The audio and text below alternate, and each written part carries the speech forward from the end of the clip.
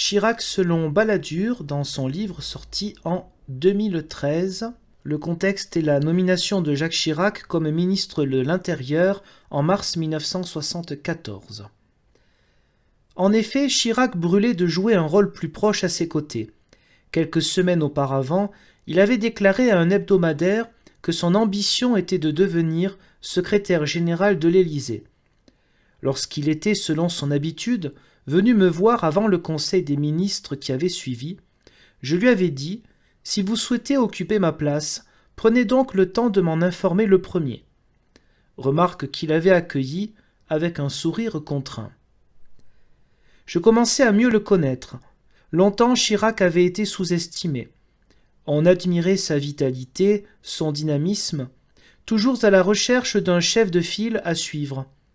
On le trouvait prêt à toutes les missions, à tous les dévouements, envers ceux auxquels il avait décidé d'attacher son sort. Ce fut d'abord Pompidou, auquel il resta constamment fidèle après sa mort, cultivant son souvenir avec une dévotion filiale. Pour autant, il ne négligeait pas de songer à son propre avenir, en quête de la voie la plus rapide et la plus sûre pour parvenir à ses fins. Déterminé, dès que l'occasion s'en offrirait, à jouer sa propre partie, il allait très vite démontrer qu'il n'était pas homme à la laisser passer. Pompidou affaibli, bientôt disparu, il décida de changer sans attendre de guide et de protecteur. Il savait n'avoir aucune chance auprès de Chaban-Delmas, qui lui tenait rigueur d'avoir constamment soutenu les entreprises menées par Juillet pour l'affaiblir et le discréditer aux yeux de Pompidou.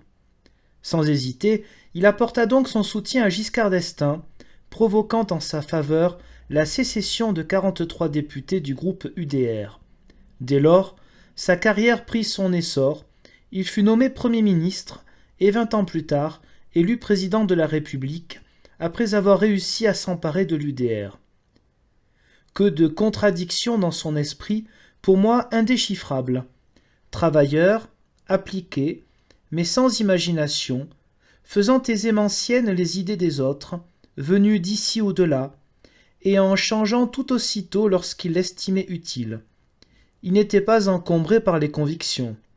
Tour à tour, il fut dirigiste, social-démocrate, libéral, anti-européen, pro-européen, productiviste, écologiste, anti-américain, pro-américain, nationaliste, tiers-mondiste, apôtre des droits de l'homme, ami de despotes d'Afrique ou d'Asie à la réputation sulfureuse.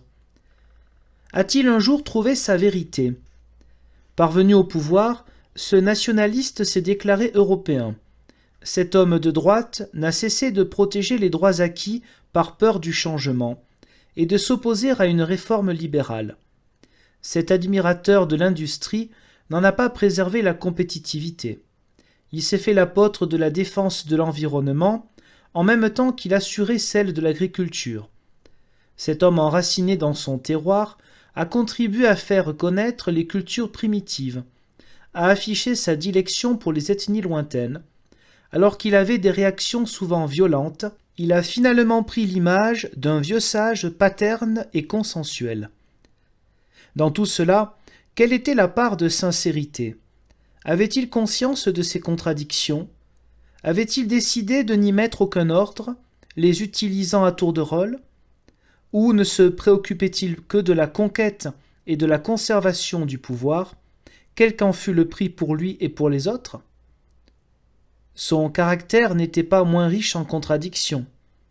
Il vantait le courage, mais son égocentrisme l'amenait parfois à abandonner à leur sort ceux qui lui étaient proches. Cordial en apparence, généreux dans ses propos et parfois dans ses actes, il vota l'abolition de la peine de mort.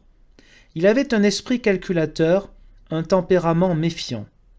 On le croyait spontané et maladroit, alors qu'il ne laissait rien au hasard.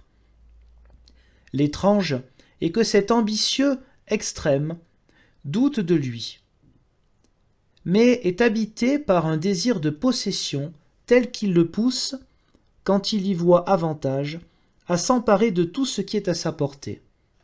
Il utilise ceux qui lui sont supérieurs, mais leur tient rigueur de l'être et les jalouse. Tous ces mélanges rendent sa personnalité insaisissable, comme désaccordée.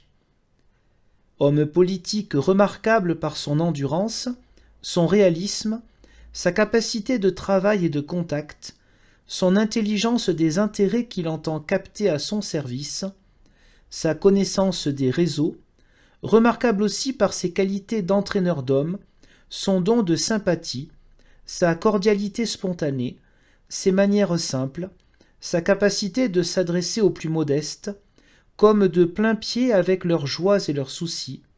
Sa faiblesse, c'est d'être trop cynique, trop tourné sur lui-même, de n'avoir pas de convictions stables auxquelles se rattacher, ni une claire vision de l'avenir, de ne pas se soucier d'un minimum de cohérence entre ses positions successives, comme si la fin justifiait tout, d'avoir grand mal à s'élever au-dessus de l'intérêt électoral à court terme, lui qui, se voulant le chef de file de la droite, prit tour à tour parti contre Chaban-Delmas pour faire élire président de la République Giscard d'Estaing, puis contre Giscard d'Estaing pour faire élire Mitterrand, enfin contre Sarkozy dans son affrontement avec Hollande, comme si rien d'autre ne lui importait que lui-même, sa frénésie de pouvoir et ses rancunes.